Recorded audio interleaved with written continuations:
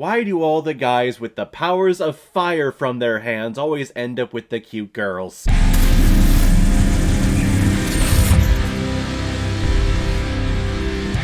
Brahmastra Part 1 Shiva, released in 2022 and is directed by Ayan Mukherjee, who has also directed such films like Wake Up Sid and Ya Jawahi Hai Diwani. And he is also behind parts 2 and 3 of Brahmastra. Yes, this is the start of a brand new Indian cinematic universe that is having a whole bunch of movies and TV shows and spin-offs all in the same universe with people having powers and going up demons that also have powers. Because everyone has powers. And this movie is starring Amitabh Bachchan, Ranbir Kapoor, Alia Bhatt, Nagarjuna Akkineni, Shah Rukh Khan, Dimple Kapadia, and Mouni Roy. In ancient India, a group of sages in the Himalayas collide with the energy Brahm-shakti, which produces many celestial weapons of great power called astras. Moving to present day, and Diskdakyi Shiva falls in love with an adorable woman called Isha, and once they're getting to know each other, Shiva experiences a bunch of visions about other astras being murdered by a dark sorceress who is looking for 3 ancient stones to combine them so that an ancient god called Dev will appear. So now Shiva needs to make the choice to help stop this from happening and team up with other astras all over the world. That's pretty much what I recollect from this movie. There are many points in here where they are just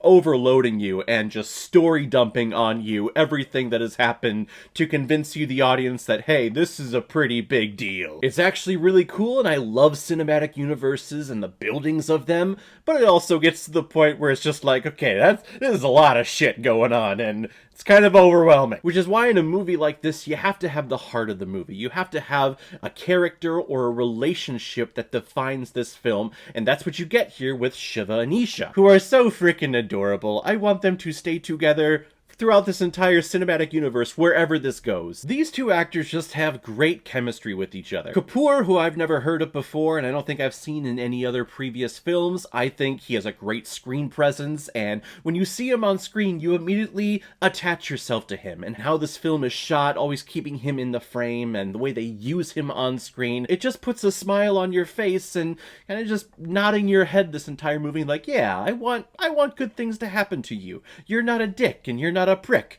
You're a good guy. I like good guys.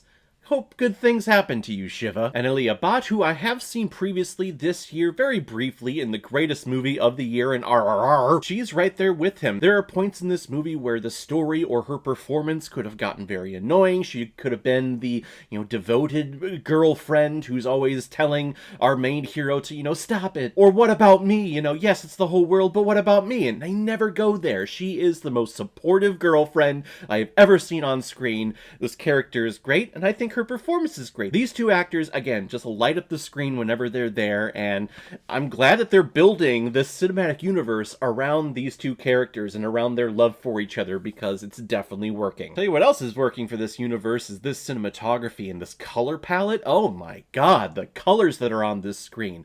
It's a painting. It's beautiful. I love it. There are so many points where I had to sit back and just appreciate the amount of just beautiful color that I was seeing on screen. There's no dark and broodiness, there's no indie lighting, there's a whole bunch of CGI and visual effects are in here, and it all looks great. This is some of the best CGI I've seen from Indian cinema. And when we do get to the CGI monsters at the end of this movie and the end of the world and all that stuff, it actually looks pretty damn good as well. It looks just as good as any of these films from the MCU. And I do love the music videos in here, and I'm still trying to wrap my head around Indian cinema and how these music video vignettes and interludes are a necessity and part of Indian cinema. I'm used to it over here if I'm watching a musical. I know that, hey, they're gonna break into song and dance throughout here, but when you go to Indian cinema, it just happens. That's how they tell their story, and I'm really digging it. I don't know what they're saying, and I don't know the name of the songs, but I do find myself humming them and singing them after I watch this movie. That Deva, Deva song, I still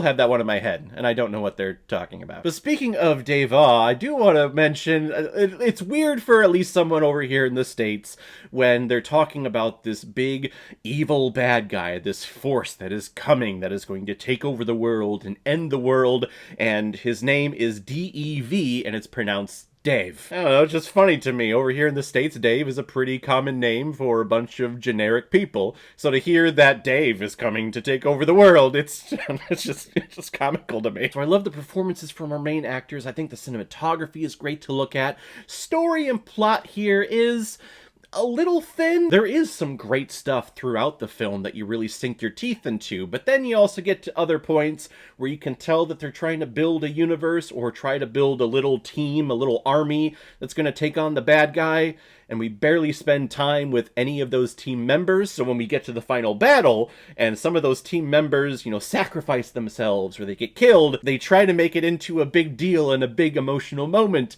But as the audience, I'm just sitting back thinking, I don't even know what that character's name is, so why should I care that they died? I guess it's sad, but whatever. That stuff happens in movies like this. When we got to the part with all of the Astras and we were seeing them train with the Grandmaster, the main guru there, it was feeling very young adult. Like, this is a young adult post-apocalyptic film that was very popular for like the last decade. I was kind of hoping we would just get back to Isha and Shiva, but whatever. I know they gotta build a universe here, so you gotta have a team. Go Avengers, assemble and stuff. Brahmastra, I think, is a great little stepping stone. Again, the CGI is fantastic, and I'm really interested to see where this cinematic universe goes. I watched this movie at the time of this recording. It was on Hulu, and then the very next day it's on Disney+, so if you have the backing of Disney+, you're probably set for life, so I'm sure we're going to get many more of these. I know in a couple years we're going to be getting part 2, and I think they're shooting part 3 simultaneously with that, so hopefully we get part 3 directly after that at some point. But I love world building, and this film does a great job of building that world. I want to see this continue,